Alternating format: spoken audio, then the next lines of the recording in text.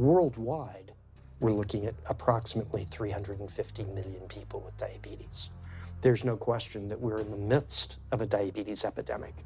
Right now, 1 in 3 Medicare dollars is spent in the care of people with diabetes.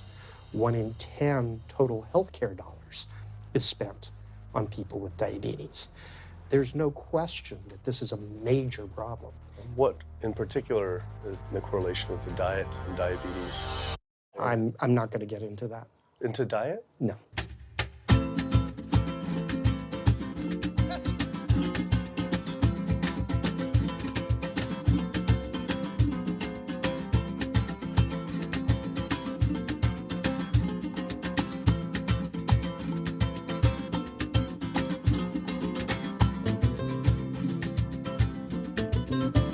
My name's Kip. I'm a filmmaker from San Francisco and I have a confession to make. I'm a recovering hypochondriac. Like so many of us, I have a family history of diabetes, heart disease, and cancer. My dad had his first heart bypass at 49, his second at age 50. My grandpa died young from diabetes complications, and both my other grandpa and grandma died of cancer. I was always paranoid that I would also get one of these diseases. Like any good hypochondriac, WebMD Symptoms Checker was essentially my browser's homepage. Even in my teens, I took Metamucil every day and a daily aspirin. I read all the latest self-diagnosis books, I ate every multivitamin I could get my hands on, and I was obsessed with bodily functions. I followed all the large health organizations' recommendations for preventing disease. I exercise regularly, don't smoke, don't drink soda, get enough sleep, reduce stress, and grew up eating what I thought was a healthy diet. Until... World Health Organization this morning has classified processed meat such as bacon and sausage as carcinogenic, directly involved in causing cancer in humans. Processed meat is clearly linked to an increase in cancer. Hot dogs or bacon could be just as dangerous as smoking cigarettes. The World Health Organization had looked at over 800 studies from 10 different countries, finding a direct link to consuming processed meat and cancer. Just 1 serving of deli meats daily increases your risks of colorectal cancer by 18%. I had no idea that what we ate affected cancer rates, but I never felt like I had eaten a lot of processed meats until I realized that processed meat includes hot dogs, bacon, sausage, salami, ham, pepperoni, cold cuts, and deli slices, basically everything I grew up eating. The World Health Organization classifies processed meat as a Group 1 carcinogen, the same group as cigarettes, asbestos, and plutonium, and classifies red meat as a Group 2 carcinogen. Was this like I had essentially been smoking my entire childhood? If processed meats are labeled the same as cigarettes, how is it even legal for kids to be eating this way? I thought this was new information, but many of these studies have been around for 50 years. I couldn't believe I'd been eating processed meats virtually my entire life and was just now finding out how dangerous they are. Why hadn't I been hearing about it from the American Cancer Society, the largest cancer group in the nation? When I went on their website, I was shocked to see that none of this information was featured on their homepage. But even more shocking, on their Eat Healthy page, they actually encouraged eating Group 1 carcinogenic foods like processed turkey and canned meats. This is after the World Health Organization reviewed over 800 studies definitively linking processed meat to cancer. Thank you for calling your American Cancer Society. My name is Sam. I'm a cancer information specialist. How may I help you today? Hi, I was calling because I was wondering why you all recommend people to eat processed meat on your website, which the World Health Organization has classified as a Group 1 carcinogen, which is in the same class as tobacco smoking, asbestos, and plutonium.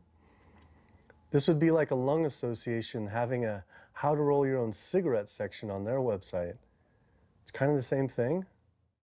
But let me just place you on a brief hold because He wasn't able to answer my questions and said someone would get back with me. I had always been concerned about cancer because both my grandma and grandpa died of cancer. I wondered if things would have been different had they known the link between diet and this terrible disease. In the US, 1 out of every 4 deaths is from cancer. Oh, sweet. American Cancer Society rep confirmed an interview this week. So we just went in for the interview with the American Cancer Society rep, and the security guard said there's no interview scheduled. So I went into my phone, and it turns out last night, after I told her that the interview is going to be about the correlation between diet and cancer, she said she could no longer do the interview. After repeated emails asking why she was declining my interview to simply talk about diet and cancer, she stopped responding altogether. Why would an American Cancer Society rep not want to talk about this? I was, however, able to connect with a growing movement of doctors who are willing to talk about the link between the standard American diet and disease. And it goes beyond just cancer. I took my old trusty van, Super Blue, once again out on the road. 2/3 of adults are now overweight or obese, and we have an epidemic cascade of debilitating disease that's overcoming the country. There's no way we can sustain the current style of care with the epidemic that we're creating with our diet and lifestyle choices. The diabetes, the arthritis, the heart disease, the dementia, the obesity, the cancers are affecting about 70% of deaths. All the data is that those 70% of deaths and morbidity are largely lifestyle related and preventable. Most kids by age 10 in the U.S. already have fatty streaks in their arteries, the first stage of atherosclerosis leading to heart attacks, strokes. Here in American medicine, we operate from the disease model. We are in the business of treating sick people. We are not in the business of trying to prevent people from becoming sick. When you look at chronic disease risk, all the things that we walk around worrying about, actually dietary choices trump smoking when it comes to those risks. If I could deliver one message to the researchers who are looking for the cause of diabetes and the cause of clogged arteries and the cause of high blood pressure and the cause of obesity, I would tell them the answer's in 3 words. It's the food. It's what Americans are eating. Today, with 2/3 of Americans being overweight, clearly there's a food issue. In the next 25 years, 1 out of every 3 Americans will have diabetes. My name's Michael Abdallah. I'm from Atlanta, Georgia, and unfortunately I was diagnosed about 10 years ago with diabetes, and 8 years ago I had 2 stents put in. I don't know where to go, I don't know what to do. You're just like out of options and you don't know what to do. You're taking medicine, you listen to this doctor, and the cardiologist says take this, and the endocrinologist says take that, then your general practitioner doctor says you don't know what's going on here. And it's a real challenging thing, and it's something that you don't want to get it. You just don't want to get it. Government and media almost exclusively blame lack of exercise and sugary foods as a cause of diabetes. But I wanted to talk with an actual expert on the role of diet and diabetes. I went to speak with premier physician, diabetes expert, and researcher, Dr. Neil Barnard. What role does sugar play in causing diabetes? It drives me crazy.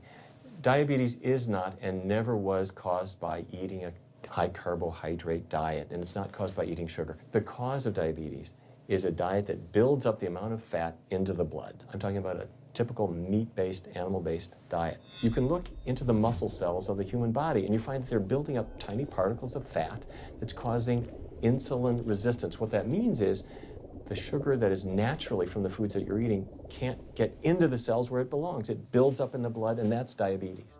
I had never heard that meat was associated with causing diabetes. We had always been told that sugar or obesity caused it. Renowned weight loss bariatric surgeon Dr. Garth Davis, though, agreed. Everyone thinks that you get diabetic because of carbs. They did a huge study in that EPIC study, 500,000 people.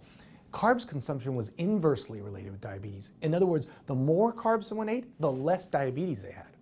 But meat was strongly correlated. Get that aha moment. The starches, the carbs are good for you. They're not bad for you. This idea that carbs make you fat is utterly ridiculous. Carbs cannot make you fat in and of themselves. We have storage in our muscles and in our liver for carbs called glycogen. So when we eat carbs, we either store it or we burn it. Now, eat fat, that goes straight to your fat. Your body can't turn those carbs into fat unless you're really overdoing the calories. Obesity, it's a death sentence. You're at much higher risk of getting cancer. You're almost certainly going to get diabetes. I mean, no one wants to fat shame, and we all want everybody to be comfortable with our bodies, but this movement to be comfortable with our bodies has made us comfortable with being sick, and that's a huge problem. I go into the hospital and I look around me, people on dialysis, all these sick people, and just about every disease in there is because of what people are eating. Here's the thing.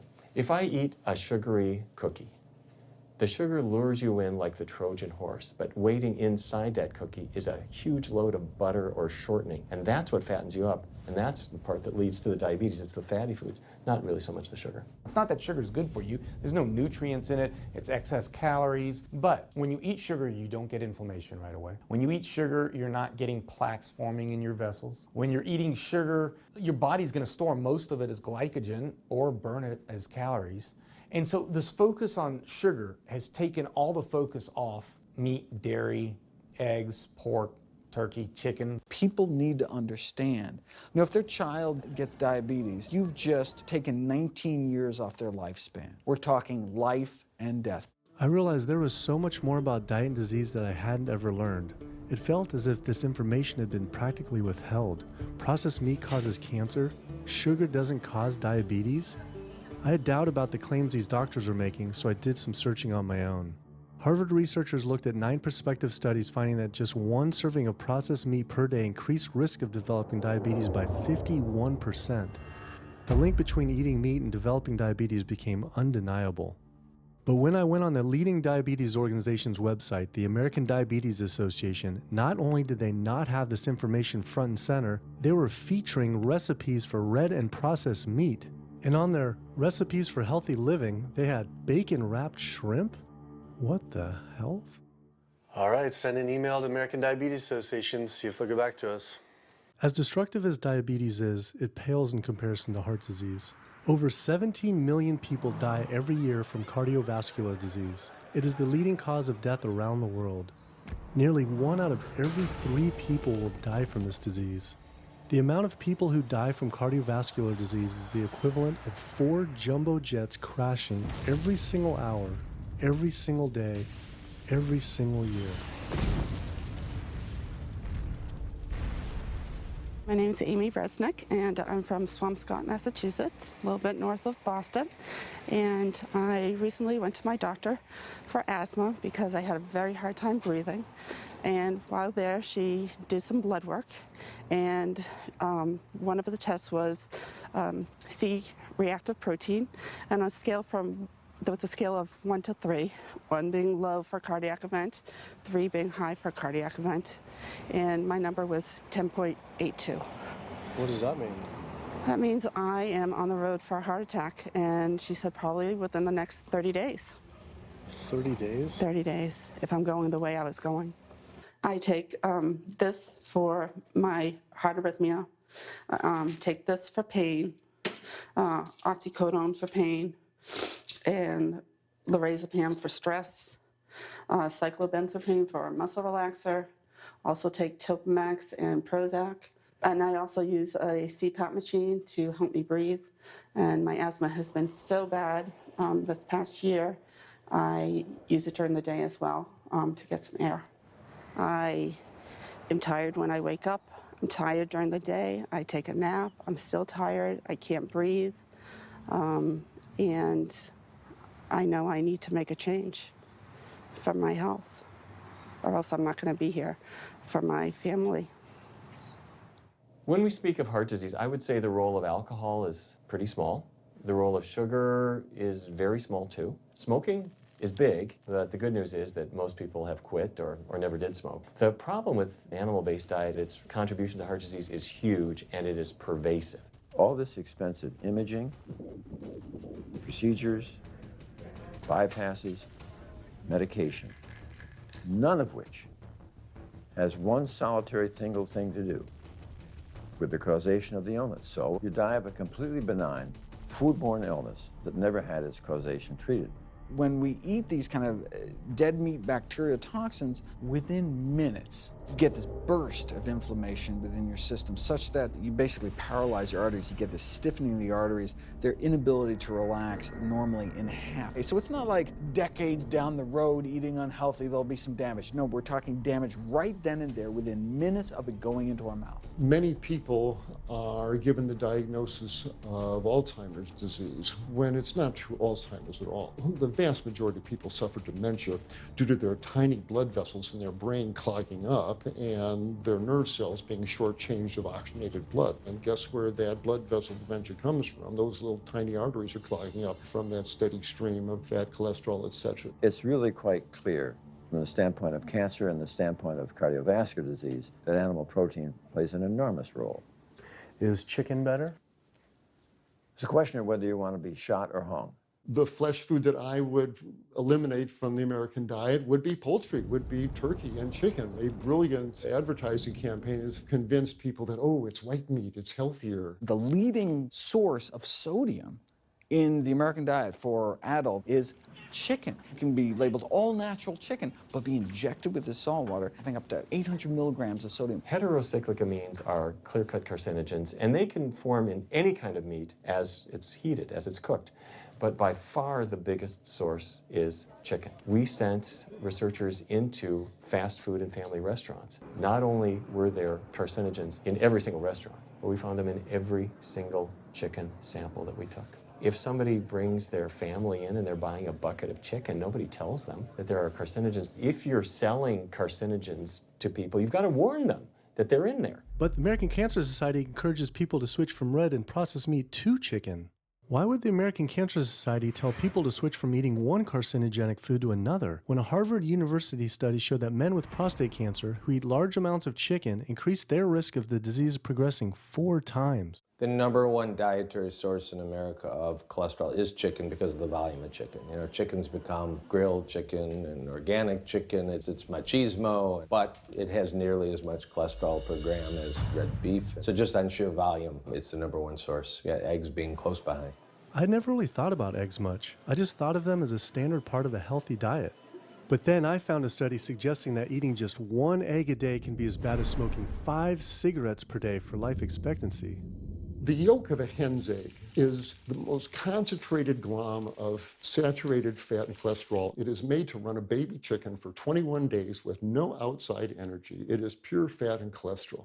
And when we put that into our bloodstream, it coats our red blood cells. Our blood gets thicker and more viscous. It changes our hormone levels. It raises our cholesterol levels. There's nothing healthy about eating the yolk of the egg. But I thought cholesterol and saturated fat wasn't an issue anymore. You know, these saturated fat studies that have come out trying to vindicate saturated fat, this is a campaign by the dairy industry, right? #1 source of saturated fat is dairy. It's not meat. 2008, the global dairy industry got together at a meeting and explicitly, read their agenda, was to neutralize the negative impact of milk fat by regulators and medical professionals, unquote. So what did? They funded studies. The main study that started the whole saturated fat media craze was funded by the National Dairy Council. The egg industry similarly funds studies that confuse consumers by making claims that eggs don't negatively affect heart function. That is, only when compared to eating a McDonald's sausage McMuffin? So what they're really saying is that eating eggs is just as bad as eating a McMuffin. When you eat foods like beef or steak or a processed meat, a hot dog, you're not just getting saturated fat. You're also getting other additional toxins that are in that food. There's heme iron, carcinogens, processing chemicals. This is all a lot more complicated than just looking at saturated fat. You know, the strategy is not on making their products any safer. The strategy is to just try to confuse the public, to introduce doubt. You know, there's a famous tobacco industry memo. It's called "Doubt is Our Product." That's all they had to do. They didn't have to convince Americans that smoking was healthy, right? They just had to introduce doubt. Then they would win. If there's just enough controversy, people kind of throw up their hands. I don't know what to eat. Confusion is their game. I really don't think people thought what they ate led to heart disease. They think, oh, it's genetic, my parents had it. And I don't think people really think that what they ate led to diabetes. I think, oh, my parents had it, I was gonna get it. And certainly cancer, they don't think that way. People have bad lifestyles that they've inherited environmentally. They've been exposed to a certain way of eating and living that they've carried on into their adulthood, passed on to their children. That is why they go on to develop the same diseases that their parents and grandparents may have had before them. But it is not inevitable. Even if you have a genetic predisposition, doesn't mean it's going to necessarily manifest. And what determines whether it manifests or not may be those epigenetic variables, the things that you can control, the environmental factors, the dietary factors, the lifestyle factors. So we can actually change the expression of genes, tumor-suppressing genes, tumor-activating genes, by what we eat, what we put into our body. So, you know, even if you've been dealt a bad genetic deck, you can still reshuffle it with diet. I had always thought that I would develop heart disease at a young age because both my dad and grandpa had heart attacks. I was taught that they were genetic, but their heart attacks probably had less to do with genes and more to do with their diets high in meat. That's why when I went on the American Heart Association's Heart Healthy Recipes page, I could not believe they had an entire section on beef recipes. This was just like the American Cancer Society encouraging eating Group 1 carcinogens on their site. Meatloaf, pork loin, steak on your recipe list? Are you kidding me? It's like this menu is trying to give people heart attacks. At your website, and we noticed heart healthy recipes, and we were kind of bewildered by why there's a bunch of recipes on, a whole section on beef recipes, and there's also a section on egg recipes when there's such a strong link between beef, red meat, and heart disease. I honestly don't know because I don't do that, I guess. That's not what I do. Another organization rep that wasn't able to answer my questions, but he said that he'd have someone get in touch shortly. I was, however, able to talk to the president of the American College of Cardiology, Dr. Kim Williams. So the American College of Cardiology is a 47,000 member and growing organization with a dedicated mission to reduce heart disease and to improve patients' lives. And if you look at the incidence of hypertension and diabetes and mortality in men, they actually get reduced as you go higher and higher in terms of how much you restrict animal products. What about fish? So fish is a little different. You've got the 4 worries, which is PCBs, mercury, saturated fat, and cholesterol. And the cholesterol is all over the place. You can hit tuna in water, that'll be almost less than a glass of milk, to salmon or tilapia, which is higher than a pork chop. If you look objectively at fish, what you find is they've become essentially mercury sponges. And that's why in many parts of the country they warn you, don't have more than so many of these fish a week because it's getting too much mercury can kill you. Fish are eaten by bigger fish who are eaten by bigger fish, and these pesticides and herbicides bioaccumulate in the fish flesh. And these big fish, including the salmon, which people think is the healthiest fish, truth is the amount of pesticides and herbicides in the flesh of these fish are shocking, and they have estrogenic and cancer-promoting properties in them. They'll say, well, but don't sardines have less concentration of toxic waste product than other ones? Something being less toxic doesn't make it healthy. It just makes it less toxic. Farmed fish is by no means healthier. All the antibiotics that these animals have to be fed, similar to chickens and turkeys kept in confinement. These fish get infections. They get fungal infections, they get bacterial infections. You've got to feed them antifungals, antibiotics, and these substances accumulate in the fish flesh as well. I always knew that pollution was bad for our health, but I had never thought about the environmental pollutants affecting food. Dioxins, being the most toxic man-made chemicals known to science, cause all sorts of things. They cause endometriosis, they cause cancers, they cause endocrine disruption problems. Most of your exposure, 93% of it, comes from eating meat and dairy products because it climbs up in the food chain so effectively. So you can get exposed to living near these incinerators and breathing it, but it'll take you 14 years to breathe in as much dioxin as a cow will ingest by eating the grass in one day. And that dioxin will accumulate in its fat, which includes the milk and the meat, and anyone eating meat or dairy products is going to get that dose of dioxin, so it climbs up the food chain every step. Men have no way in their bodies to get rid of dioxins, but women have 2 ways. They're both involving having a baby. One is that dioxin crosses the placenta into the growing infant, and the other is that it comes out from the breast milk. So if you have a meat and dairy consuming mother breastfeeding that infant, then the highest impacts of toxic exposure like mercury and dioxins will go to that infant. Pregnant women are told, oh, certain types of fish should be avoided. But what about all these other animal products which are introducing, imagine as the fetus is developing, introducing these very harmful toxins which create reproductive abnormalities, developmental problems, and hormonal issues right as the child is developing, the most critical stage of development. It does make you worry when people say, don't you want to have a little bit of milk because you're pregnant? Don't you want to have some fish because you're pregnant? Who do you think is going to get the chemicals that are in that? All these environmental toxins and toxins from the feed that they're being fed accumulate in their tissues and are released into the mother and unfortunately to the child when you eat these products when you're pregnant.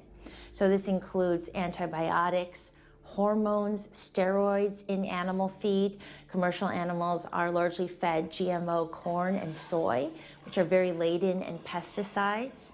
PCBs have been banned since the 70s, but they persist in the environment. Dioxins, all of these compounds can create hormonal, reproductive, developmental damage as well. Eating organic beef, poultry, pork, or fish will not help you avoid contaminants like mercury, like dioxins, like strontium-90, because they fall out over all sorts of farm fields and water bodies, and they don't skip over the organic fields. And so really the contaminants are coming in regardless of how these animals are raised. I had always been concerned about the possible health impacts of GMOs, but then found out that most of the world's GMO crops are actually consumed by livestock, with dairy cows consuming the most per animal. This fact, with everything I'd learned about bioaccumulation, made dairy terrifying, especially considering how much cheese I ate in my life. Cheese is an amazing product when you think about it. It's probably one of the single best foods at compromising health that you're going to actually feed to people. Think about it. You've got an animal product, so you've got all the issues of biological concentration. You have a highly processed food product, and not only does it have naturally a lot of saturated fat, but you put a lot of salt into it. There's a strong link between dairy foods and autoimmune diseases, and so that can show itself up as excessive production of mucus and exacerbation of asthma in kids who are prone to that, and even adults. And also there's an association between dairy foods and multiple sclerosis and type 1 diabetes, which is an autoimmune disease, and other rheumatologic problems. Cow's milk is baby calf growth fluid.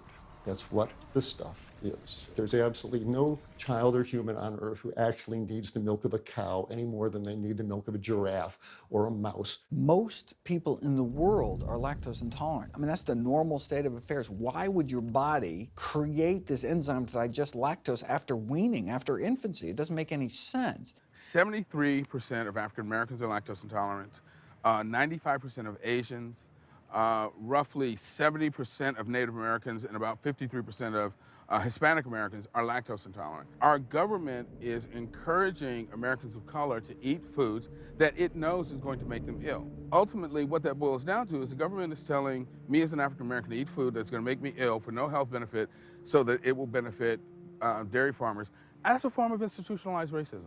Yeah, milk is a risky food for human consumption. As a pediatrician, I see on a daily basis children suffering from conditions that are linked or associated to dairy consumption, such as eczema, acne, constipation, acid reflux, iron deficiency, anemia. Cow's milk protein is the most allergenic food. People say, well, no, I want hormone-free, not injected with bovine growth hormone.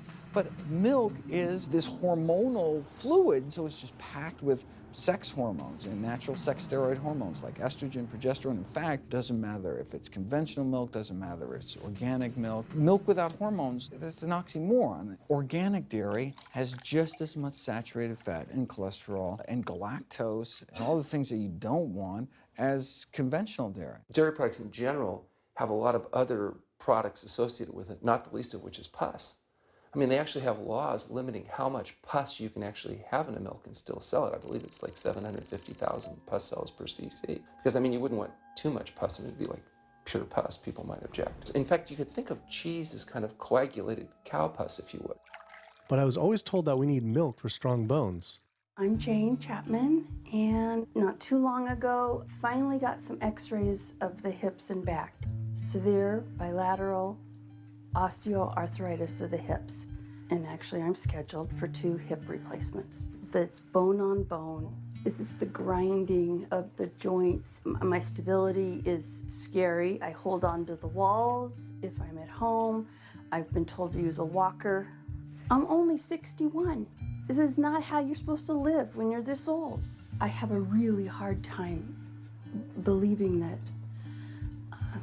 that's all that's left.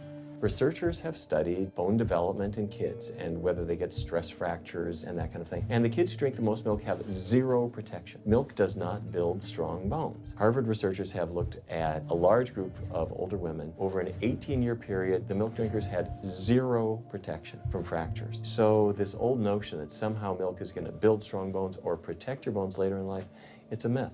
People that drink milk have higher rates of hip fractures, have more cancer, and live shorter lives. It turns out that countries with the highest dairy consumption also have the highest rates of osteoporosis, so clearly drinking more milk doesn't protect your bones. Doing more research, I found that dairy was linked to many different types of cancer as well.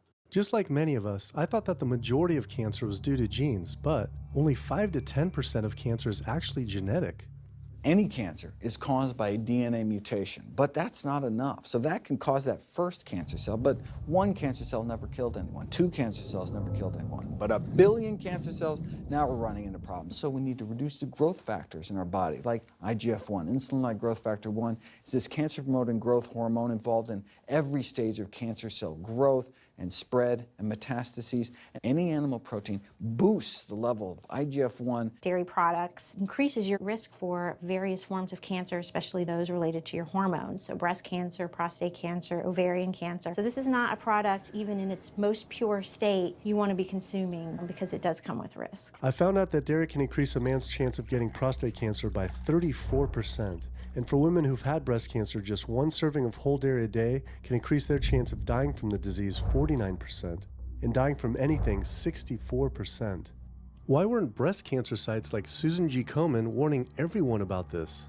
For calling Susan G. Komen, this is Jocelyn. How may I help you? So we're wondering why you don't have a huge warning about the dangers of consuming dairy on your website when there's a direct link to breast cancer. There was a study published in the Journal of the National Cancer Institute that found out women consuming dairy who has had breast cancer increases their risk of dying of breast cancer 49%. I was wondering why it's not on your website. We cannot answer these types of questions. Once again, another health organization rep saying someone else would have to answer my question. Rather than risk being stood up again, I went straight to the local Susan G. Komen chapter to see if they would answer my questions.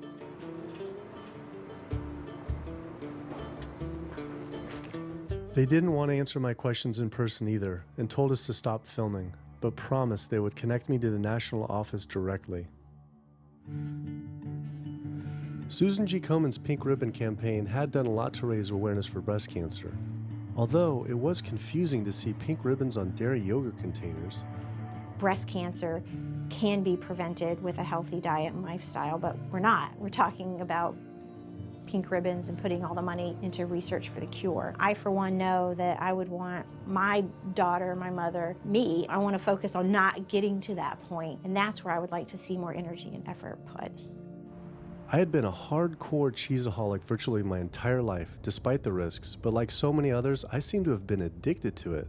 It turns out that the casein protein, that's the main protein in dairy products, and particularly in cheese, it breaks apart in the human digestion to create what are called casomorphins, casein-derived morphine-like compounds that go to the brain, and they attach to the very same receptor that heroin attaches to. Don't get me wrong, they're not as strong as that, but they are strong enough to make you come back again and again and again, despite the fact that you're gaining weight, you're more unhealthy than you've ever been, but that cheese just calls out to people. Casomorphin may play a role in SIDS, and sudden infant death syndrome, may play a role in autism. This is one of the reasons why we don't want infants drinking milk from cows. Human breast milk has 2.7 grams of casein per liter, compared to 26 grams per liter for cow's milk. That's practically 10 times more. No wonder it's so addictive. This talk about addiction made me think about all the drugs animals are fed. I went to the headquarters of the Center for Food and Safety, the nation's leading FDA government watchdog group, to see how concerned we need to be about drugs in our food. So that we know of, there are at least 450 different drugs that are administered to animals, either alone or in combination. These drugs are given to animals for a variety of reasons, very, very few of which are actually beneficial to consumer health. We've got drug companies that work real hard to make sure they can sell lots of drugs to people raising cows, pigs, and chickens. The pharmaceutical industry sells 80% of all the antibiotics that it makes in the United States to animal agriculture. Antibiotic residues are found in meat, other antimicrobials are found in meat, there has been ractopamine found in meat, there's been hormones found in meat. So right there you're talking about 4 different drugs that could be, in the same piece of meat. The pharmaceutical company is supposed to show the safety of animal drugs. They're not really testing to see what the impacts of these drugs are on humans. They're really looking to see what the impacts of these drugs are on animals. When we try to get information on some of the health studies and the environmental studies, from federal agencies, we get back page after page of blacked out information because the company claimed confidential business information. Consumers have no idea what is in the products that they consume. So how sick something makes me and how bad it pollutes the environment is a secret for a company.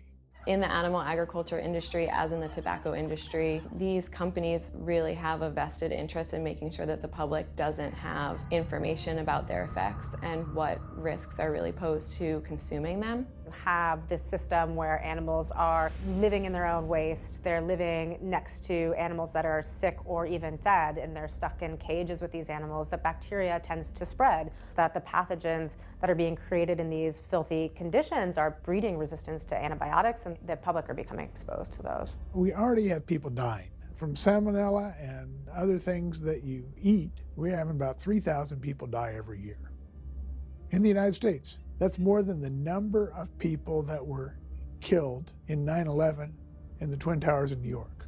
If we had some terrorist organization killing 3,000 people a year, we would be all over it. The antibiotic-resistant bacteria deaths that we have, on top of that, you get 20,000 people dying a year. That's 7 9/11s every year.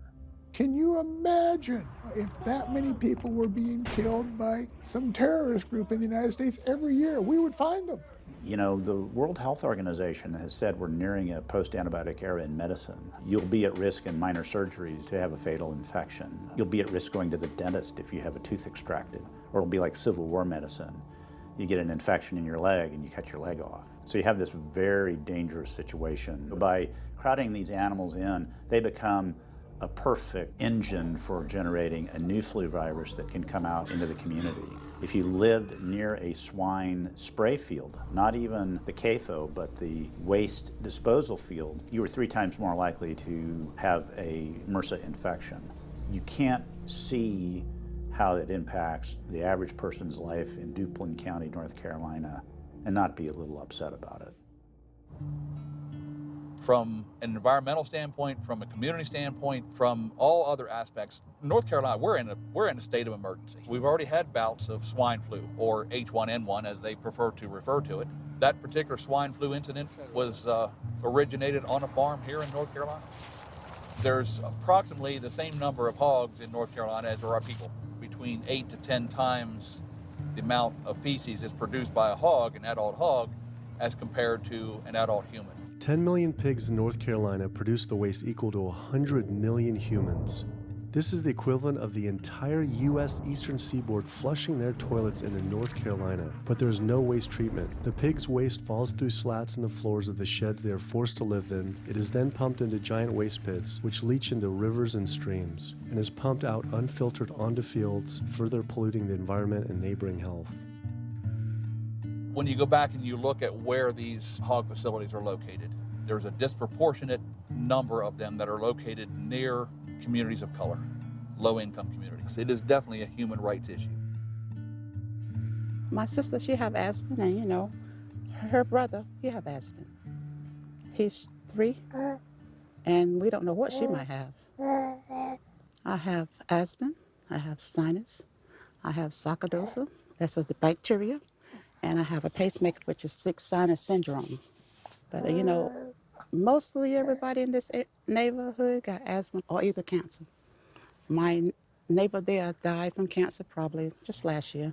My nephew down the street, he's got cancer. He's in terminal cancer, stage 4. He's not a smoker, not a drinker. And it's not in his lungs. It's in his lymph nodes. But see, if you live here and saw the way they do, you wouldn't eat no pork. Well, I don't eat bacon because I know where it comes from. When they die, they go into a box and they decompose because they swell from especially from heat.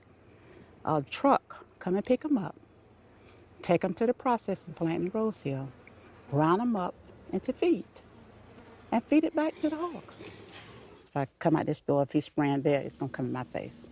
It hit you right in the face. It smells like something that you have never smelled before. It smells worse than a dead body. It's the family graveyard. I have my grandmother out there, my sisters, my brothers. When we go to the funeral, he used to spray. During the funeral? During the funeral, yes. During the funeral. Yeah, he spray. And when the people come, everybody be closing their nose up, saying how it stink. They can want to have a cookout on Sunday, he'll spray. Do you think he does it on purpose? I think so, because he just sprays Sunday. He always sprays Sunday. And in most of these area, hog houses and turkey house, is in the black area or the Hispanic area. It's either or. Do you think it's also a civil rights issue? Yes, yes, I do. Yes, I do.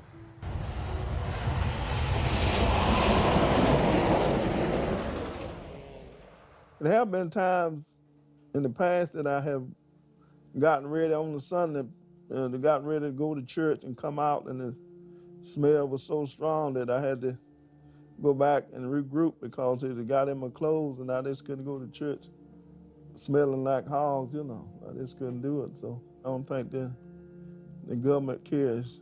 They care more about cooperation than do people, individuals. And they're going to keep on. They're going to put more chickens in this state. This is the feast season. You're in capital of the world right here in North Carolina. My state. Look, there's a blue line stream right here come into my property almost, and the Contentney Creek right here. I've seen that blue line stream now filled with feces and urine from that hog pen, and they can say, well, we feed the world. They're not interested in feeding the world. They're interested in making money. You take the money away from them, they'll let the folks starve. Because if you want to feed the world, you can feed the world with more corn, using corn and wheat and stuff like that, and you can meat. Meat is a luxury item. When we're doing things that hurt other people, we're wrong. But a lot of good people will sit there and eat bacon knowing that it's causing someone else to be very unhappy. I woke up the next morning to find the Burden River had experienced another massive fish kill from the pollution running off hog farms. Tens of thousands of fish were washing up on shore. All this talk about health, I realized that I was only focused on personal health. But health started to mean so much more to me. It was about health of my family and our communities. I couldn't under good conscience support an industry that I knew was harming others. Pollution from animal agriculture isn't just an issue in North Carolina, though. Raising animals for food produces more greenhouse gases than the entire transportation sector. It is a leading cause of rainforest destruction, species extinction, ocean dead zones, and freshwater consumption.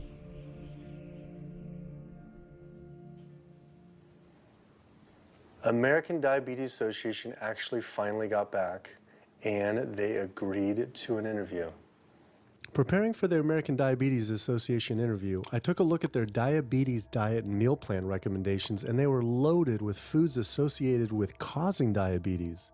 How could they expect people not to get diabetes if this was the food they were recommending? And then, I saw multiple peer-reviewed studies published on the National Institute of Health website showing that a low-fat, plant-based diet was more than twice as powerful at controlling and even reversing diabetes than the ADA recommended diet that included meat and dairy. Well, the mission of the American Diabetes Association is to identify a prevention and a cure for diabetes. But in the meantime, to improve the lives of all people who are affected by diabetes. And what's the best way to prevent this? For type 2 diabetes, it's unclear. We can't prevent type 2 diabetes in everybody. When we're doing the research, we came across a lot of studies that said that you actually could potentially cure or reverse diabetes with a purely plant-based diet. I don't believe there's sufficient evidence to demonstrate that. How does it compare to the ADA diet that you recommend? We don't recommend a specific diet. We recommend healthy eating. The one that's on the website. We recommend healthy eating. Do you have a whole list of exact day-to-day, the meal plan, the whole meal plan? All they are selections of foods to consider. We do not have a diabetes diet. But with that selections, that you consider that plan compared to a plant-based plan? No one's done that study.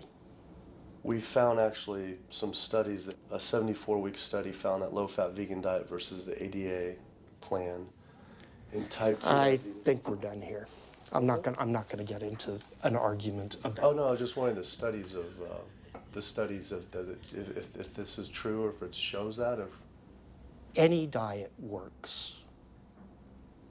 Any diet works if people follow it. But if it's a diet that's not the proper diet, like if anyone follows a diet that they eat I can't tell you what a proper diet is. I can tell you what an improper diet is. So then we can talk about the good diets. I'm not sure why. I'm not going to get into that. Into diet? No. Why not? If that's where you want to go with this, I'm sorry, I'm not the person that you should be talking to. And why is that, though? If that's what you want to get into, I'm not the person you need to be talking to. Who do we talk to about diet? You can talk to anybody you want. But that's interesting, though. Why not recommend a diet? Because the data don't exist to support it. But if we see data that we looked up that supports it with, like, you know, the NIH, in Europe, the European Association of Studies. We're done. I'm sorry. I'm not going to get into that argument with you. No, it's not an argument. I'm not going to get into the argument. Why is it an argument? It's just talking about in European study of diabetes and other places that have studies why. There are lots of studies. Why is it even an argument? There are lots of studies in the literature, many of which have never been replicated or, frankly, are wrong. That's why we do peer review, okay? The European Association of Study of Diabetes has been peer reviewed? Or I don't know what study you're referring to, and in the absence of being able to see that study, I'm not going to comment. I could show it to you. I'm sorry, I don't have the time for that. I just don't understand why it's an argument, though. Okay.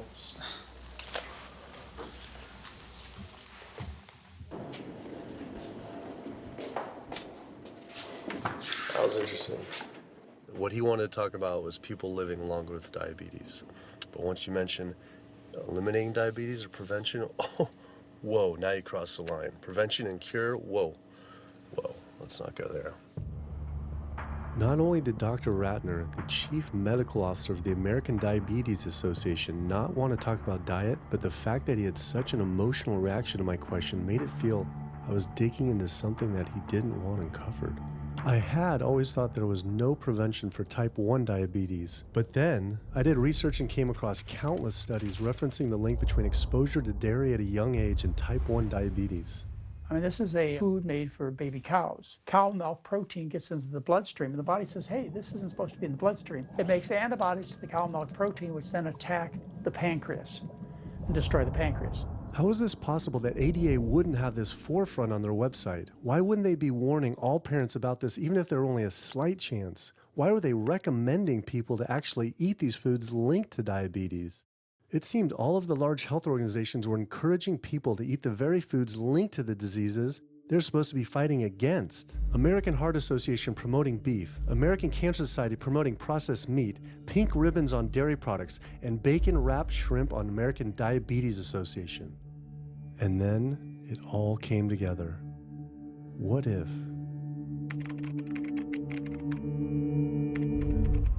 And there it was. The American Diabetes Association was taking money from Dannon, one of the world's largest dairy yogurt producers, Kraft Foods, makers of Velveeta processed cheese, Oscar Mayer processed meats, Lunchables processed kids meals, and Bumblebee Foods, makers of processed canned meats. American Cancer Society was taking money from Tyson, one of the world's largest meat producers, and Yum Brand, owner of Pizza Hut, KFC, and Taco Bell. Susan G. Komen was supposed to be fighting breast cancer, was corporate partnering with KFC, Dietz Watson Processed Meats, and Yoplait Yogurt. And the American Heart Association was probably the most disturbing of all, taking hundreds of thousands of dollars from the beef industry, poultry, and dairy producers, and millions from fast food and processed food manufacturers. Every single one of these organizations was taking money from meat and dairy companies that are associated with the causes of these diseases. This would be like the American Lung Association taking money from the tobacco industry. I was sick of not getting answers, so I went to the headquarters of these organizations myself. We have to speak to someone in person. There's millions of people dying from the foods that they're recommending people to eat. I wanted to find out why Susan G. Komen had accepted $35 million from Yoplait when their products can increase a woman's chance of dying from breast cancer 49%. And ask American Cancer Society if taking money from KFC and Tyson was the reason they promote eating meat. but every one of these organizations declined to be interviewed.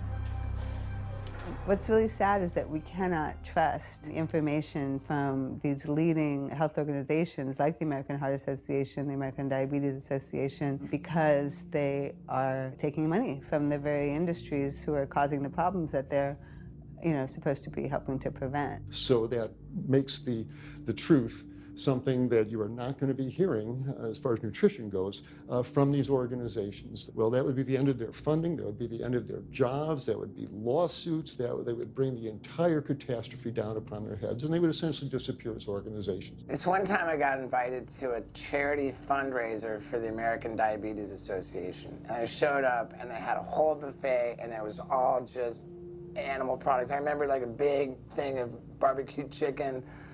And I was like, I stormed out. I said, like, serving chicken at a diabetes event is like serving alcohol at an AA meeting. It just doesn't make sense. We had scheduled to film an interview with a prominent surgeon, but before we could get inside the building, the hospital's media relations manager stopped us. Actually, I understand that Dr. said that you could film here today, but unfortunately that's not going to be able to happen. I know that he advocates for patients changing their diets, but the hospital makes money off these surgeries, and the reality is he does too. So we can't do anything that's going to negatively impact the hospital, so unfortunately you're not going to be able to film here today. I was sickened by how open she was about the hospital being more interested in profits than people's health. But it wasn't just this hospital or these organizations. Even the US government is involved too. Every 5 years, the US Department of Agriculture creates dietary guidelines for Americans. The committee who writes these guidelines has been made up of individuals who have received money from McDonald's, the National Dairy Council, the American Meat Institute, the National Dairy Board, the National Livestock and Meat Board, the American Egg Board, Dannon, candy and sugar companies, Coca-Cola, and Anheuser, just to name a few, which means we are getting our dietary recommendations from the very industries that are killing us. And when the USDA, makes a pyramid or a power plate every 5 years for the American public, they're going to guarantee that on that plate are going to be foods which, when consumed, will result in millions of Americans perishing. The USDA, which is supposed to be protecting us, has two missions. It's supposed to protect us, and it's supposed to protect the producer. And guess what? When those two come head to head, they usually choose the producer. In internal documents uncovered by Dr. Greger, the USDA admitted that eggs cannot legally be called nutritious, low-fat, part of a balanced diet, low-calorie, healthful, healthy, can't say it's good for you, or even safe. Yet they still promote these products to the American people through federal checkoff programs. If you ask somebody if they've heard the checkoff program, the odds are they haven't, although daily they are seeing the messaging that these programs produce. So checkoff programs are responsible for the messages that we see on TV, on the internet, on bus billboards and magazines that say things like, milk, it does a body good, or milk life, beef, it's what's for dinner, pork, be inspired, the incredible edible egg. The dairy checkoff program gave $12 million to Domino's to just market cheese-heavy products. And this is the USDA, this is the government. If you've seen those ads for the Pizza Hut pizza, the stuffed crust, or a pound of cheese, those are all government advertising schemes for the industry. How can we put more cheese on beef? How can we put more milk in a coffee? Things like that to just drive consumption of these just unbelievably unhealthful products. So McDonald's, for instance, has 6 people staffed full-time, according to records we found, whose salaries are paid for by this government program, but funded by the producers who are regulated by it. And these 6 people sit there at McDonald's headquarters and just come up with ideas. Triple cheese decker McCheese muffin stuffed bacon cheese slider? With extra cheese? No. Yes. You don't think of it on a day-to-day basis that these are government programs. The Wendy's bacon double cheeseburger, government program. The steak fajita at Dunkin' Donuts, government program. You would just never think that this just pure garbage from a food standpoint is coming from a federally funded program. That's one of the things that makes checkoffs so incredibly creepy, is that it is our government telling us, eat more beef, drink more milk, eat more cheese, eat more pork. One of the very effective ways that the dairy industry promotes its products is to reach children. because kids are impressionable, they're going to be consumers for their entire lives, and you might as well get them while they're young. So dairy spends at least $50 million promoting its products in public schools throughout the country with posters with people with milk mustaches and messages like milk, it does a body good, or milk life. Targeting young people, right? The tobacco industry had to keep replacing their customers who are dying with new customers. The meat industry knows they have to target young people. That's why we have these foods in schools and marketing messages at a younger and younger age for kids to get hooked on all the wrong kinds of foods. So there's all kinds of parallels. School districts where processed meats are all over the place. Maybe it's going to be bacon on the menu, sausage, hot dogs, or pepperoni pizza. Any of those things are processed meats, and those are pretty much the worst of the worst with a direct link to colon cancer. And yet you have every day in the schools meal items with processed meats. If the Surgeon General puts warning labels on tobacco because of their cancer risk, why aren't the same warning labels on meat?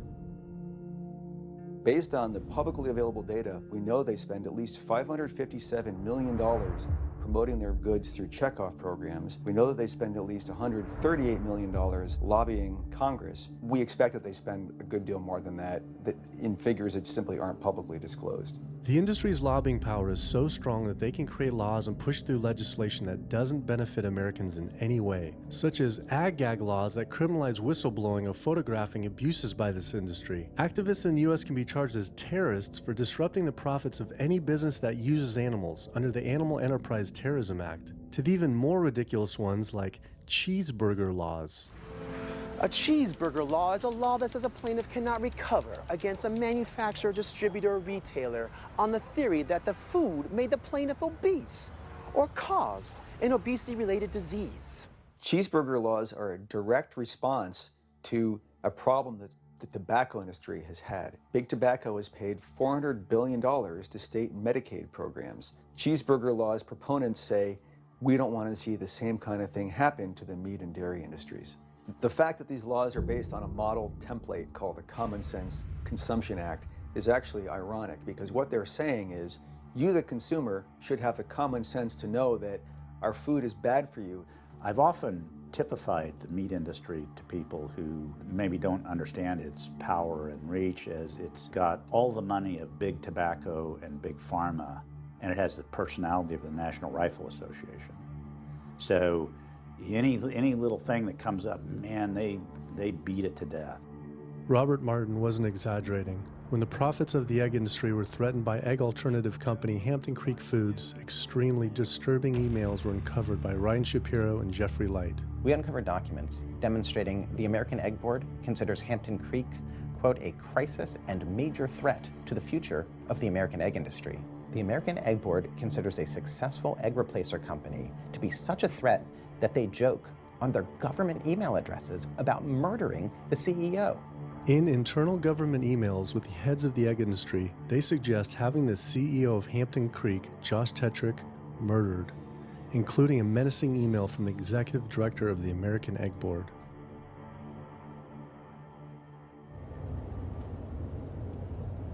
The meat producers don't have to pay for the heart disease or the environmental destruction or any of the other externalities, as economists call them, that their products cause. You know, then there's the whole pharmaceutical aspect of it, and the fact that there's a very strong pharmaceutical industry and lobby that has a huge stake in preserving the status quo. And these chronic diseases, these are the cash cows of the pharmaceutical industry. You have a $5 billion stent industry. Do they ever want to see that go away? We've got a $35 billion statin drug industry. Do they ever want to see that go away? I'm talking about the pharmaceutical industry effectively controls what doctors are told. Most research isn't put into prevention, it's put into the medication that we might use for that particular disease.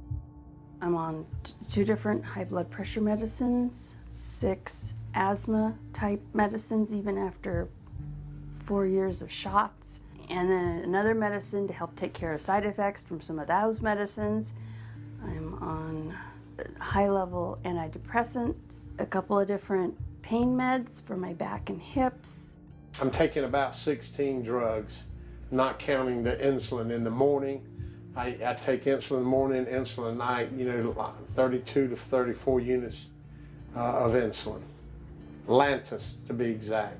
Some of these meds are for diabetes. This is for peeing. I have to use this for my prostate, and then I have to use this for the heart, and I have to use this for blood pressure. And it's just on and on and on and on. The doctors are telling me this is what I've got to do for my whole life, and it's frustrating, and it's very stressful, and I don't know how long my liver is going to last taking all this stuff.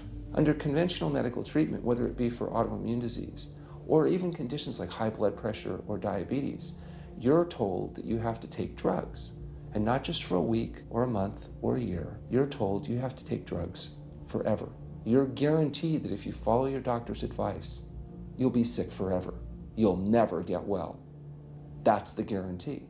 Because the strategies are all about manipulating the symptoms, not dealing with the underlying cause. You come in with that diagnosis, you get a bunch of pills that have nothing to do with the disease causation, or you get these procedures that have nothing to do with disease causation. It's a deception to say this pill will help you unclog your arteries, this one will save you from a stroke. No, it doesn't. The people who take the statins, etc., they still get their heart attacks, they still get their strokes. This does not reverse disease. This does not make plaques smaller. This is a fraud of massive proportions.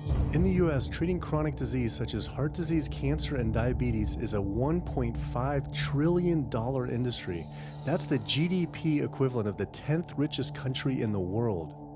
I went back and dug deeper into the health organization's funding, and there it was again. These organizations were accepting millions of dollars from pharmaceutical companies that are making billions of dollars from the very same diseases these health groups are supposedly trying to end. It seemed like a major conflict of interest, unless ending these diseases isn't really the goal. The pharmaceutical industry spends more money on lobbying than any other single industry. Just like animal agriculture, they are so powerful they write their own laws that have had activists in prison to silence them. Government's in bed with anyone that gives them the most money, which is the pharmaceutical industry, which is the animal ag industries. Like, they are pumping the government full of money and resources, and in return the government's giving them what they want: subsidies, imprisoning activists that go against them. And I think it's quite telling that these industries are working so hard and spending so much money to criminalize people for simply taking a picture, for simply recording what's going on inside of these facilities and making it known to the public. They're behind walls, they're underground, they're in these secret facilities that no one knows about. But if they did, they would be shocked and outraged. And I think people would not want to think that their pharmaceuticals, that their food are coming from these places. And that's why I think the ag laws are what they are, is because they are trying to silence people into not speaking out and not showing the truth. I finally realized how deep the collusion truly is between government and these industries, and how dangerous it could be to expose them. These concerns intensified after meeting the USDA whistleblower who revealed mad cow disease in the US meat supply. USDA operates like the military. So when I got on TV and that, right away USDA sent out memos to all the veterinarians and food inspectors. If anybody from the media ever contacts you, do not talk to them. Refer them to Washington, D.C., and we will talk to them. So right away, shut up everybody. American public should be very concerned about this. What's going on with USDA? Here in the United States, we have at least 4 cases of mad cow disease, but I'm almost positive there's more cases than that, but the government isn't looking for it. So what you're saying is that there could be already mad cow disease in humans. Right, and I think a lot of it was misdiagnosed. With the Alzheimer's or dementia, it takes several years, you see the progression, but to make it easier, these doctors just sign off on it as dementia or Alzheimer's without actually taking a biopsy of the brain to see if it's that, or is it actually a prion disease like Creutzfeldt-Jakob disease or mad cow disease. Do you think it's safe to eat meat? I personally don't think it's safe to eat it because of the fact how the line speeds are increasing, and also our inspectors are not well trained enough. At the present time, the line speed now is going about 220 cows an hour. That gives you about somewhere around 4 cows per minute, so that's 15 seconds per cow. These dangerous slaughter speeds means that animal waste ends up everywhere. Testing shows 88% of pork chops are contaminated with fecal bacteria, 90% of ground beef, and 95% of chicken breast sample contain animal waste bacteria. There is nothing clean about eating this way. But it just isn't waste, it's also pus-filled infections. You can see there's a bump or some kind of abscess underneath the hide. Most of the time when the hide's pulled off, Either that will open up the abscess and the pus will come out, or if it's deep-seated, when the inspectors are doing their work or the company employees, they might stick their knife into an abscess and it explodes all over the place. I had heard enough. I was utterly disgusted by the corruption, the greed, the disease, and the abuse I was learning about. The very animals we were killing us and the planet. But so many people eat meat and dairy every day of their lives, and we are so concerned about getting enough protein. Do we have to eat meat to get complete protein? Oh my God, oh my God. You want me to jump off this building, don't you? Well, first of all protein is made by plants. I'll state that again for the record. All protein is initially made by plants, all of it. And it is not necessary to eat animal tissue in order to get protein. Only plants have the ability to actually take nitrogen from the air, break those molecules apart, and incorporate that nitrogen into amino acids and then make protein. Any protein you get from an animal is simply recycled plant protein. If you ate a diet that was calorically adequate, and even things like brown rice and broccoli, and you got enough of it, you'd get enough both quantity and quality of protein. 2,000 calories of brown rice and broccoli is going to be about 80 grams of protein a day, including the essential amino acids that you need in order to maintain optimum health. I mean, grains are loaded with protein. Beans are loaded with protein. Vegetables are loaded with protein.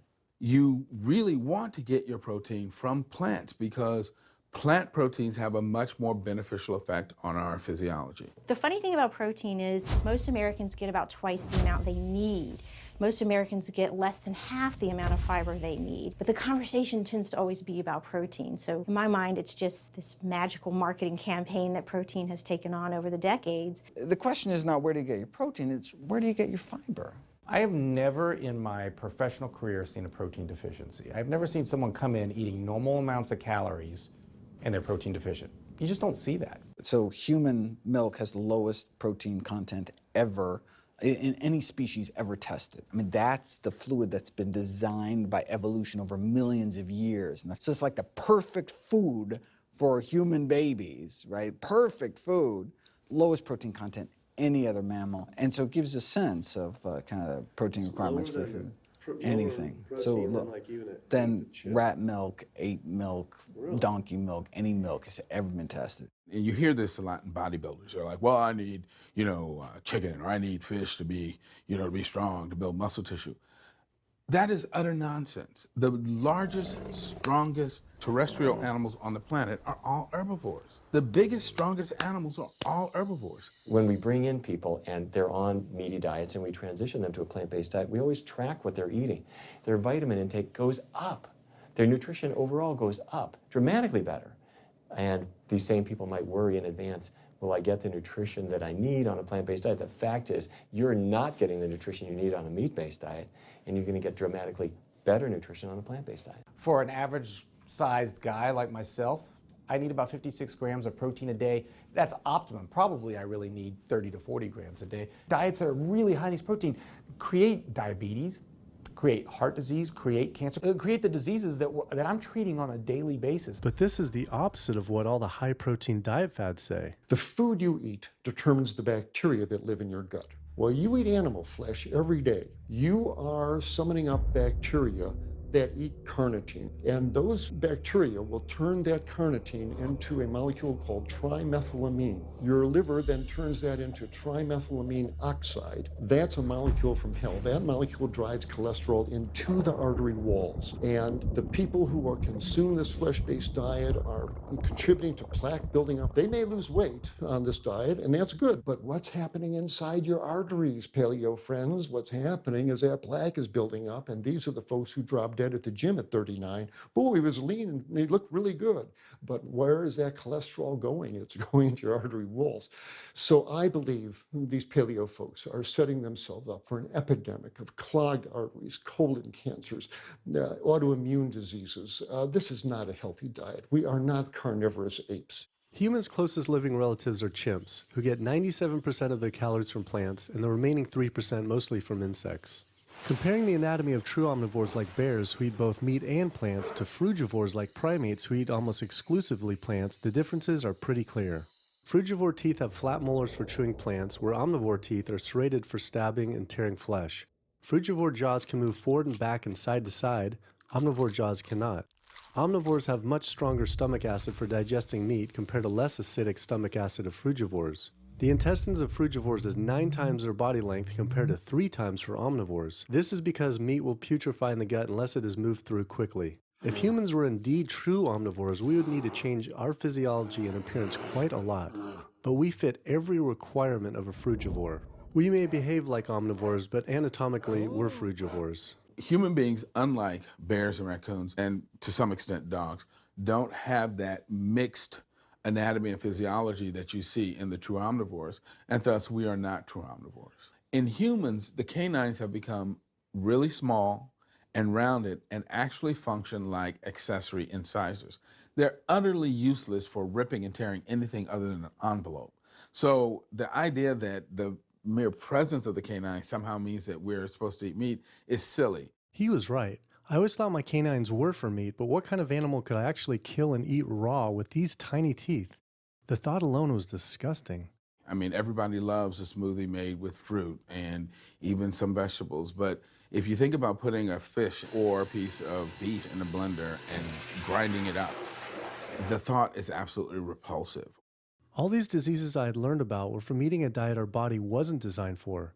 What would happen if we started eating a diet our body actually was designed for? The data is crystal clear that you can stop and reverse heart disease with plant-based diets, scientifically shown. I've seen it in my own patients. People who adopt low-fat plant-based diets can actually reverse their heart disease, and that literally means watching the plaque start to go away, something they didn't think could happen. My experience with patients is, and those studies show, that when people adopt a fully plant-based diet, their cholesterol levels plummet within a few days. And if you do blood tests in a couple of weeks, you'll see dramatic improvements. Yes, your numbers are going to look great within a week or two. Your cholesterol can come crashing down. In fact, if you're on medications, your doctor may have to pull off your blood pressure medication so your blood pressure don't drop too low because they can work too good. Like that, the side effect is not having to take drugs. In a groundbreaking study published by Dr. Esselstyn following patients suffering from cardiovascular disease, 99.4% were able to avoid major cardiac events by going plant-based. Because it's not just heart disease. It's hypertension,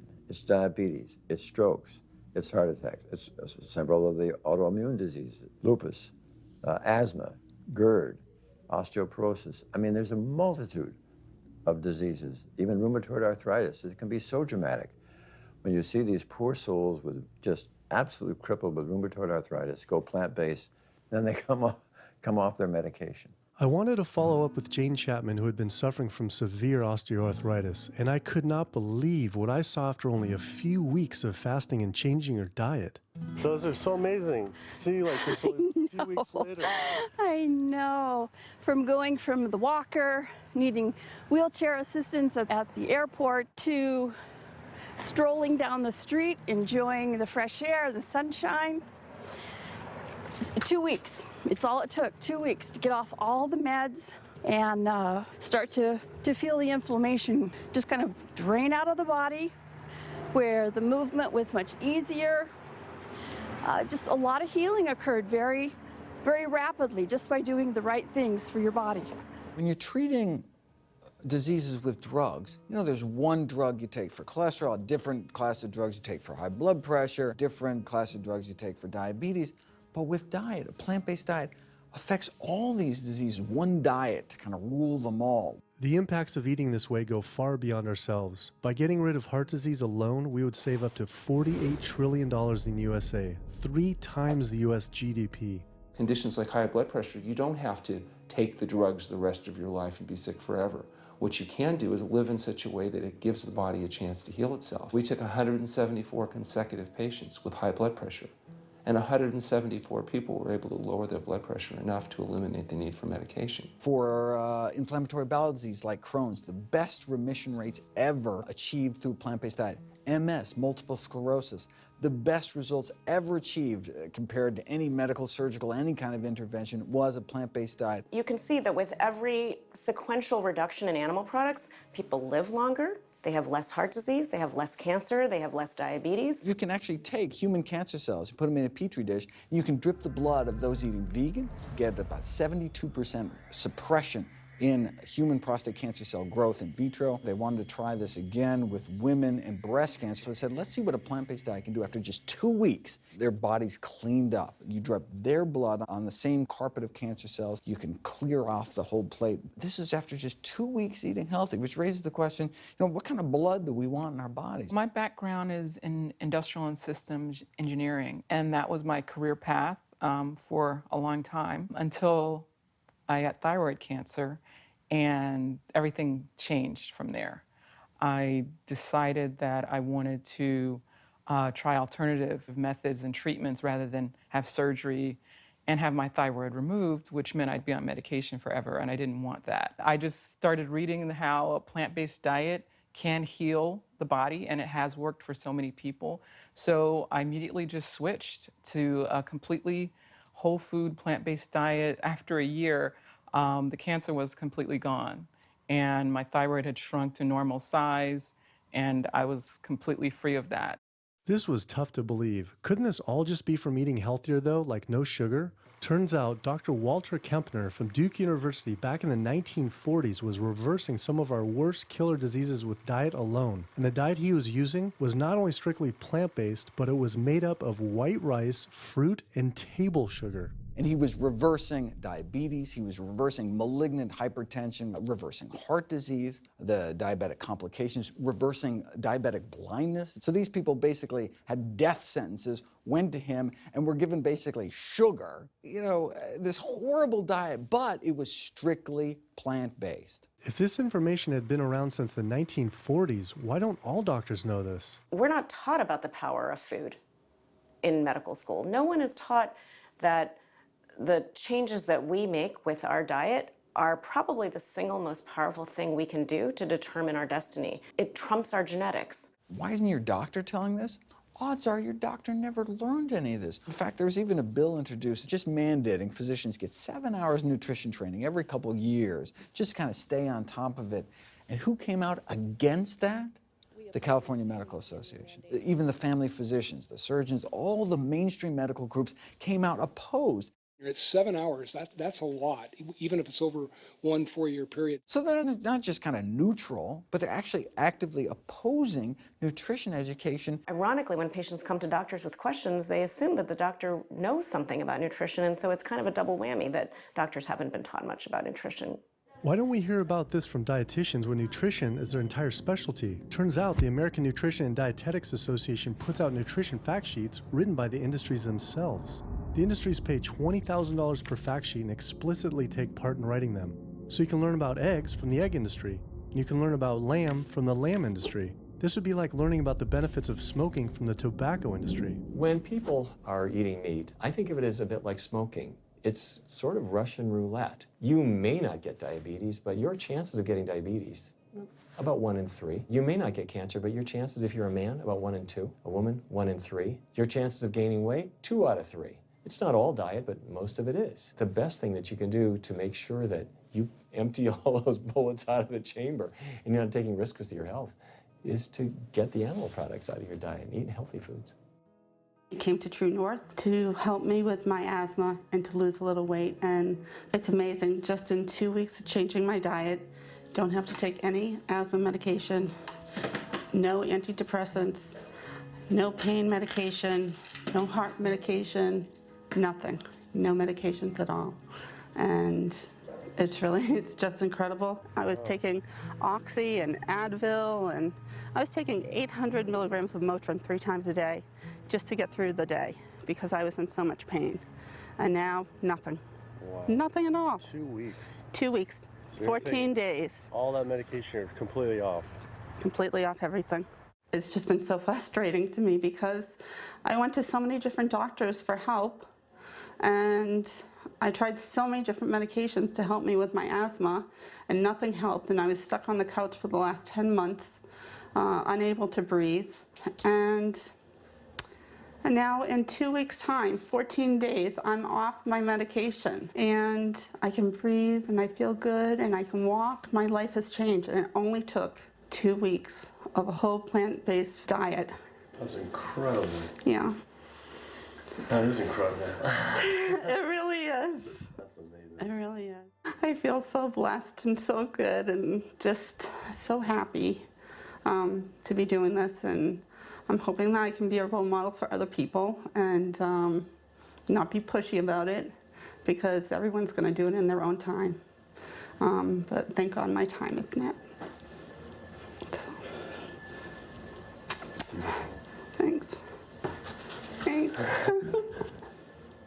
As powerful as Amy's story was, I knew for some, eating 100% plant-based would still seem extreme. I think there's this sense that everything's okay in moderation, right? But we haven't seen that moderation works. There really isn't a study that shows that by eating meat and eggs in moderation, you can actually turn your heart disease around and get better. But I know people who've given up meat and they felt sick. Yeah, it's unlikely that anybody's symptoms are caused by a dead, decaying flesh deficiency. The lack of highly processed animal food products in the diet is not going to be associated with the causal factor about why they're sick. There is going to be a reason why they're not feeling well, but that's not going to be one of them. So I've had people go vegan and they come back to me and they're like, I'm hypothyroid and my doctor says I'm hypothyroid because plant-based diet makes you hypothyroid. I'm like, so what does your doctor tell all his meat eaters that are hypothyroid? Boy, what's an animal flesh or dairy that you can't get in plant-based?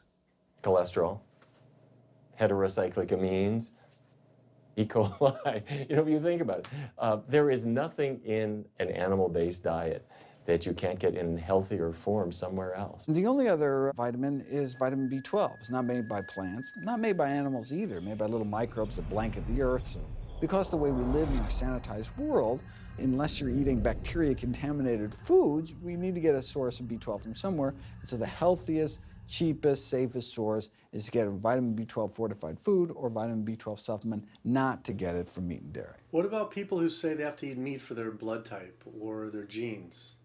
I mean, it's like I need meat because I'm a Capricorn, or I need meat because I have an A+ blood. I mean, it's like, what do you say? No one has to eat meat. I mean, there's no vitamin, mineral, nutrient that you can't get from non-animal sources. Valentine's Day, I decided to go vegan and give up all meat, which was never in my thoughts in a million years, but I've heard so much success from people that are vegan. And so I gave up all animal products whatsoever. I've lost 29 pounds. I've been able to cut my meds in half. I've been able to cut my insulin in half. And now I'm going for the moon. I'm going to cut it all out. In the last 6 weeks, we've just had 3 grandchildren.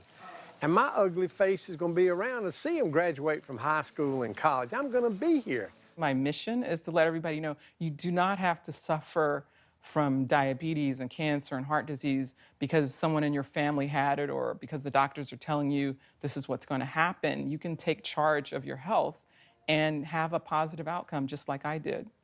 The reason I'm so committed to this is, my grandmother had diabetes and I didn't know what I know now about healing the body.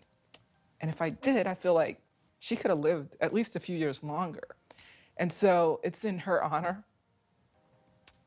that I do what I do. Because I could save someone else's grandmother, aunt, uncle, father from that, So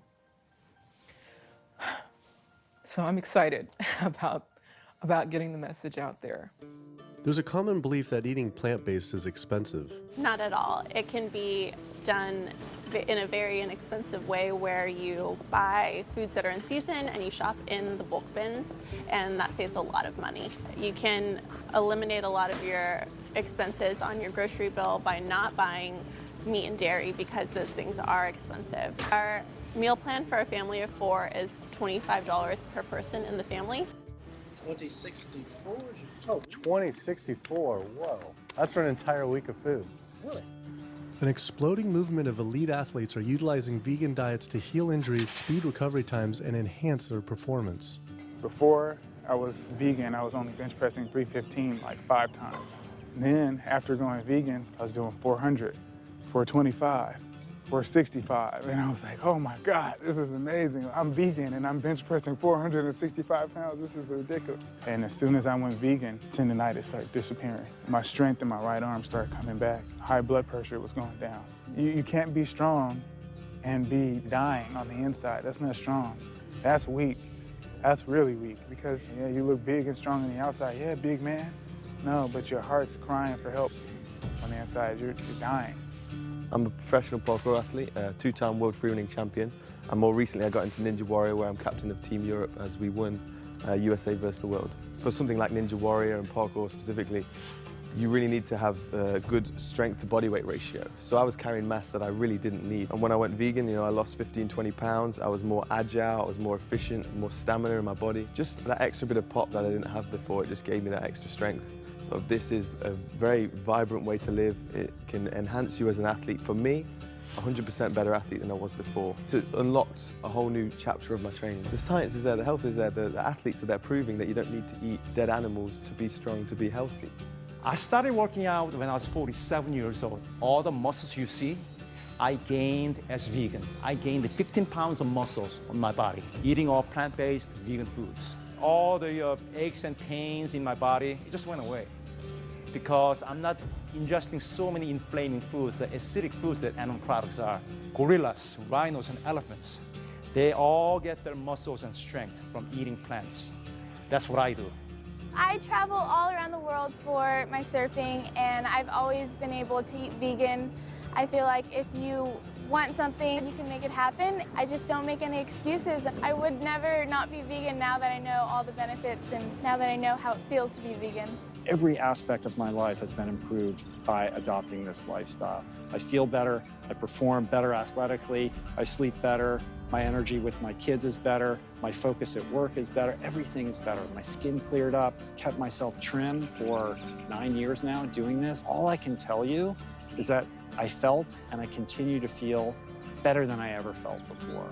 My friend Jason Lester and I were the first people to do this challenge called Epic 5, which entailed doing 5 Ironmans on 5 Hawaiian islands in under a week. An Ironman is a 2.4-mile swim followed by a 112-mile bike, and then running a marathon, 26.2 miles after that. So we did 5 of those in a row on 5 different islands in a little under a week. Yeah. You almost die? Yeah. Where'd you die? So I guess the famous question, where did you get your protein in there? From plants. Like so many people, I was looking for excuses not to change my diet. But once I finally did, I felt liberated. Within days, I could feel the blood running through my veins with a new vitality. Within weeks, I felt a transformation throughout my entire body and mind. Not only could I survive on a purely plant-based vegan diet, I could thrive. I felt amazing. I competed in my first marathon in 6 years, training half the amount and beat my personal record by 23 minutes. Less than a month later, I did my first full Ironman. Although I could possibly get away with eating a little bit of meat and dairy without ill effects to my personal health, I could no longer willingly support an industry I knew was causing so much suffering to communities, families, and all life on the planet. A whole new world opened up.